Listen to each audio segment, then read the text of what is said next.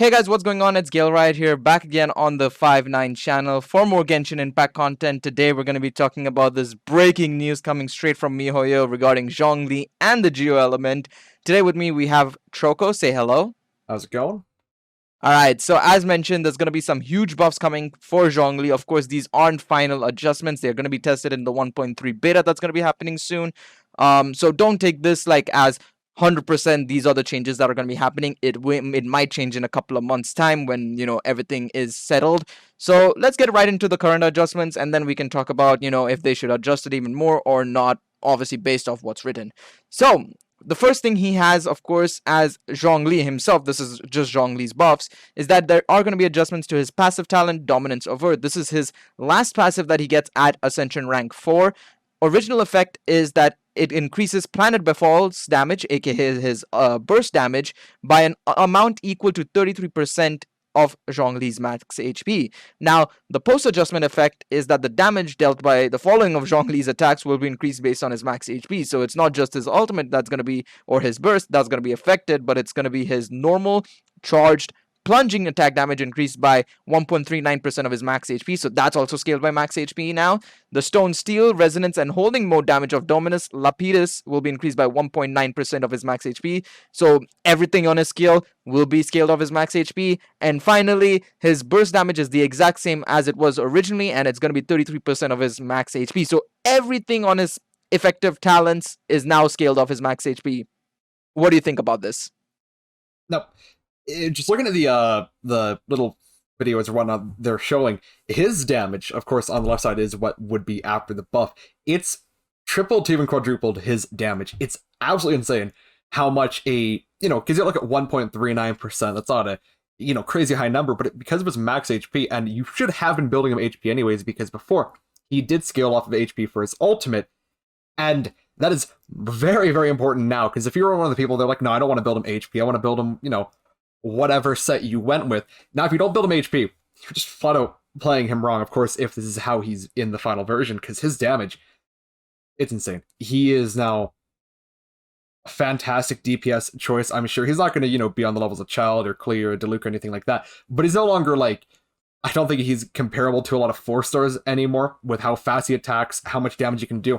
And even if you do drop his, pillar thing, that's doing, you can see it does 200 to 400 on the one side, and then it's doing 900 on the other. It is it's way more than it was before. So Yeah. I'm very excited to see where he'll lie as just a DPS unit, not even including his support kit after the buff.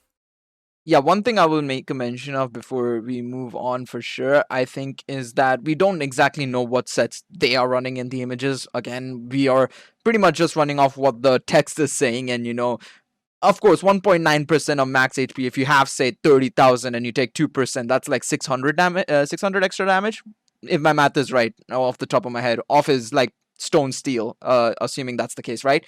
So we don't know exactly what sets they're running, what, sort of HP they're running on Zhongli in the images, so we're just obviously running off the images they have, and it looks amazing off the images, right? So definitely looking interesting for sure, to say the least. Let's move on to the second one that he has, adjustments to Dominus Lapidis's hold-in mode. So this is what happens when you long press the E button on his skill. So the original effect is that it causes nearby Geo energy to explode, causing the following effects. So it creates a Shield of Jade. The damage absorption scales from his max HP and has 250% Geo damage absorption. Deals AoE Geo damage. And then if there are nearby targets with the Geo Element, it will drain a large amount of the Geo Element from a maximum of 2 such targets. This effect does not cause damage. Now, the post-adjustment effect is the same. It causes nearby Geo energy to explode, causing the following effects. This is where things change. So if the maximum number of stone stales has not yet been reached, it will create a stone stale. So create one of these pillars if you don't have it at a max. Of course, the max is either 1 or 2 depending on your constellation, and it will create one if you hold press it now. So that's really good. Creates a Shield of Jade. The damage absorption is now based on his max HP and has 150% physical and elemental damage rather than Geo damage absorption. We'll come on to that a bit more in detail later on when we talk about the Geo Element changes itself. it deals AoE Geo damage, pretty much the same there. If there are nearby targets with the Geo Element, it will drain a large amount of the Geo Element from a maximum of 2 such targets. The effect does not cause damage, same there. And this adjustment will also greatly increase the interruption resistance of the holding mode. So basically, from what I can gather from the image, you don't get that knockback while you're pressing it. You get that extra invincibility frame, quote unquote. I think the best way to put it is that, but you still take damage technically, so it's not really an invincibility frame. You're just not getting knocked back. It's reducing the interruption, it's increasing the interruption resistance, as it says pretty much. It's literally what the fine print says. What about you, Troko? What do you think about this now? So the two main things that are going to like impact him a lot is actually, I guess, three is one. Now the shield has 150% physical damage and elemental damage, which that should, I believe, stack with the one we'll get into in just a second. Because there's like 3 Geo enemies in the game. You have like the Geo Cube, you have Sonic, and you have I'm forgetting the the other one, but the Law Churl, the Stone Law Churl. Yeah, that's it. So sure, you're losing 100% of that, but you're gaining 150% physical damage and general elemental, so it's a lot better. Now, his knockback, or the interruption resistance, that is huge, because one of his issues is his shield was a bit long to activate. Now, yeah, it's still going to take the same amount of time to activate, but because you probably won't get knocked back now by a lot of enemies, because before, Hail Trolls couldn't already knock you back, but now the shield guys won't hit you, or knock you out of it, so really, I'm expecting the only units that can do it now, unless you're getting ganged up on by 20, will be big-time bosses, like, the Child Boss, Dvalin, or, Wolf. Boreas, yeah. That's it, Boris. Those are the only ones I'm assuming now can actually knock him into the shield. So in Abyss, that was kind of an issue. There's a lot of enemies attacking you, and if you can resist that even more now, and get the shield, and getting free damage, because now the Steel, or whatever it's called, will be coming up, so that's free damage. Now, because it scales off of HP, I do want to go back to the the first image where it's actually doing the auto attack. My Zhongli does about 400 to 500 if he crits, and then about 200 to 300 if he doesn't. Now mine's going to be like 1200, which is pretty insane. And so if you do the same thing with the pillar, it could be like, say, 1200 per offshoot of the pillar. That's just free damage on top of your shield, and you're taking even less damage on your shield, so it's going to last even longer. Huge buff. His E had a huge buff right there, and I'm very excited to see it when it comes out. Yeah, it doesn't seem like it's over-the-top changes, which is good. I think that's necessary, but it's just improvements, which... No, I gotta disagree. I think this is a tad over-the-top. I could see some of this stuff be changed, because what I'm personally saying, it's not like revolutionizing him. It's evolutionary. It's a bit over the top evolutionary, you could argue, but it's not like, oh, I'm going to make a completely different skill kind of thing, right? It's just adding on 100% damage dealt when the shield is active. Oh yeah, or it's not like you're adding like 50 different pillars instead of like only one pillar or something stupid like that. Of course, yeah, it's just changes, but of course, like you've mentioned, they do seem a bit powerful. Let's leave it at that. All right, so we move on to the Geo Elemental mechanics. I think that's where things get a bit more interesting, of course, because this will affect all Geo characters, not just Zhongli. So the first one is the Geo Resonance. So this is what happens if you have 2 or more Geo characters on your team, or, well, 2 characters at least on your team. So the original effect was that it increased the resistance to interruption, as well as protected you when protected by a shield, you would increase your attack damage by 15%, which was relatively decent. But now with the post adjustment, it increases shield strength by 15%. Additional characters protected by a shield will have the following special characteristics. Damage dealt will be increased by 15%, and then dealing damages to enemies will decrease their Geo Res by 20% for 15 seconds. How do you think this affects not just Zhongli, but Geo characters as a whole, Troko?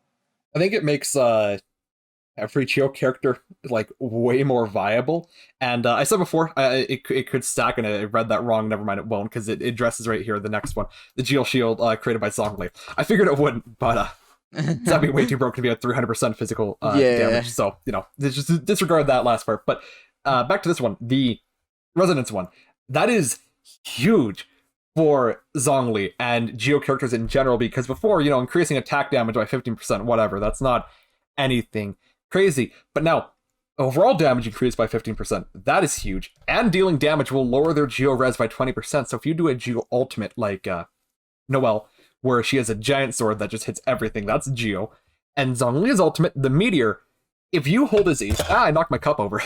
If you do his E and you hit everything around you, that should activate at the same time, I would hope. And if not, the pillar will hit everything. Then you drop the Meteor, so you're doing 15% just more damage by default. And then they take 20% more, or not 20% more, but their resistance is lowered by 20%. So his ultimate is already insane in terms of how much damage it does. And now you're just doing even more to it. I think he could have like, not like, because, nuking is whatever, disregard nuking, I don't care about nuking. I think he'll have the best ultimate in the game. Yeah, I know Child has really, really great ultimate, so does Klee, but from what I've used of Zhongli, his ultimate will kill everything, and if they don't die, they're petrified, and then you can kill them with everything else because they're like half HP. So, I am very, very excited to see how much more damage he can possibly do on the Moderate Meteor. That's going to be very interesting to say the least, because I know from obviously the character story, of course, that's the only experience I've had with him personally. I saw him hit for like 40k, obviously with an offset, not necessarily fully maxed out and everything.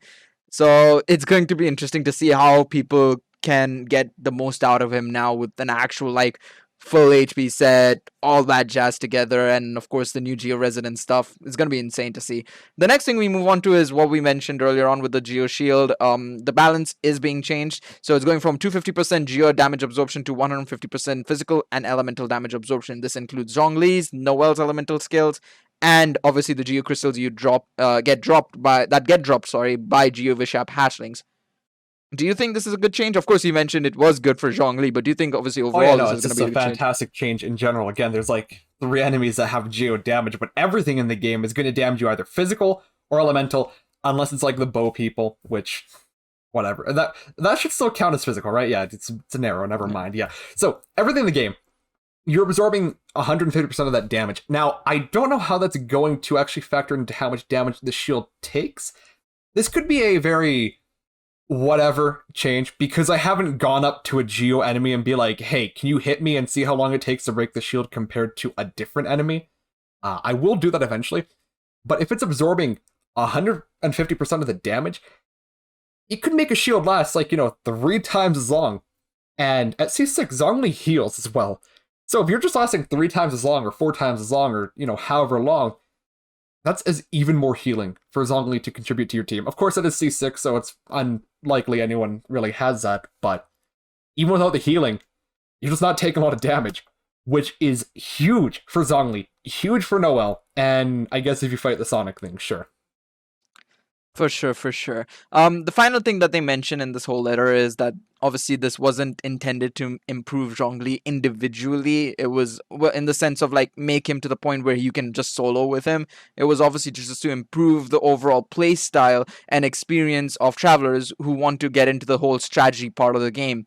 It is precisely because of these changes they cannot that go further than the pure adjustments to a character alone that we have taken the utmost care. They hope to give the travelers a bit more of a detailed solution. Obviously, after 1.3 beta testers have had their hands on them, and so on and so forth. So overall, let's talk about just overall Choco. What do you feel about this? Of course, for me personally, I like the fact that they're at least listening to fans. They've taken the decision to at least improve him, but the fact that they didn't fully cave into like listening to everybody, because I know a lot of people wanted him to be this broken character and crazy character, top 1% effectively kind of character. uh do you think it's the way they handled it is correct, or do you think they listened a bit too much, or they didn't listen enough? I think it's great, because they buffed a unit that didn't need buffs. Sure, he was if you wanted to build him HP, he was great without the buffs, but he was still lackluster in general. Now he's, I think, second best unit in the game, maybe best overall, just based off of initial impressions, because he's doing good DPS, of course, nothing crazy, but his support utility he can bring to the team now is a lot more than it was before. So overall, I think he'll be like one of the, really, what other characters are, can you fit into every single team for the most part? I guess, a healer like Barbara, but of course, you're C6, but you're not, he can fulfill the role of a healer. But everything about him, he just got buffed massively. He's solid DPS, he's solid support. I think if you have him, he's going to fit on every single team you can build. Then you put Noelle on the team, and Noelle has healing, correct me if I'm wrong, at Constellation 4 something? 5? Or she'll heal the team? I think in so, some way. yes. Yes. It's something like that. If I'm wrong, but you know, if you have 2 Geo units, and even if he's not C6, but Noelle, she's a 4-star, you could have her healing again if she does. I'm so certain she does.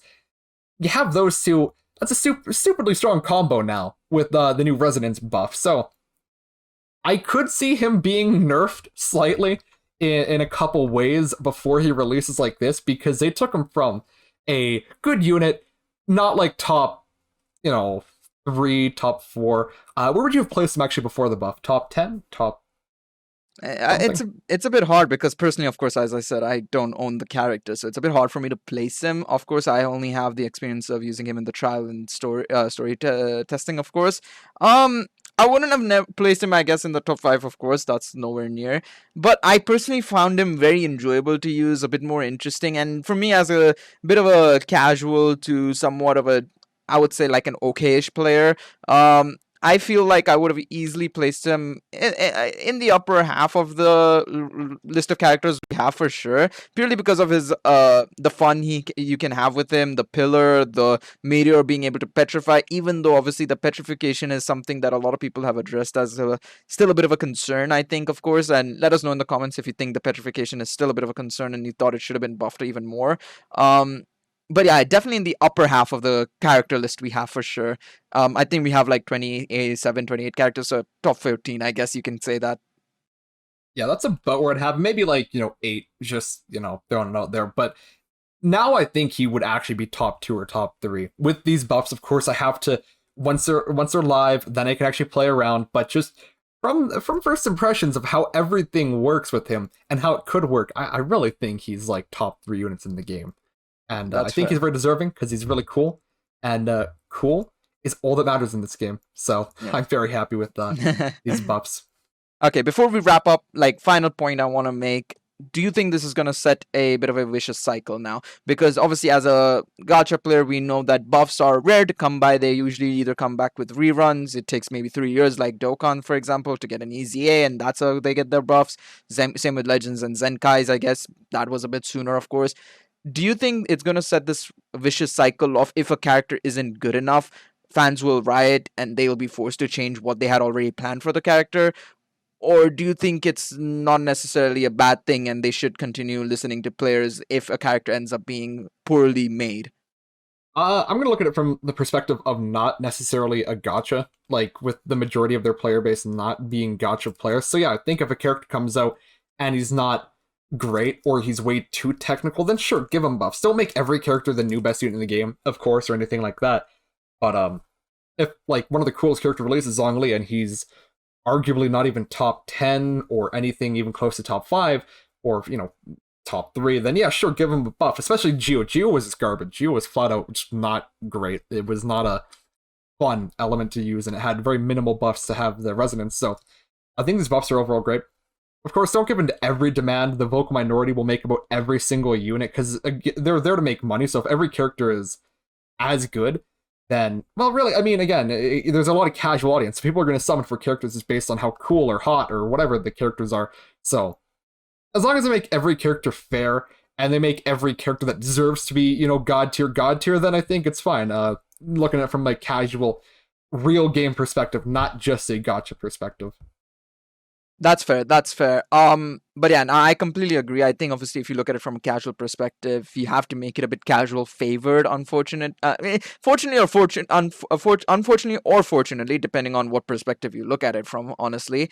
But yeah, there's those buffs. Let us know down in the comments below. What do you guys think? Do you think this is a good move from Genshin/MiHoYo? Do you think it's a bad move? Do you think, as I said, is it going to set a precedent for a vicious cycle? Maybe that's not going to be healthy for the game potentially. Let us know down in the comments below. But yeah, thank you so much for watching the video. Leave a like and subscribe. It's been Gailride and Troco. Our links will be in the description down below. The links to all of 5-9 socials will also be in the link down below on our link tree for our Twitch, Discord, Reddit, so on and so forth. We will be back tomorrow, hopefully, with the Albedo speculation video, so be sure to tune in for that. But yeah, once again, thank you all so much for watching. We'll see you guys next time. Peace out, everybody.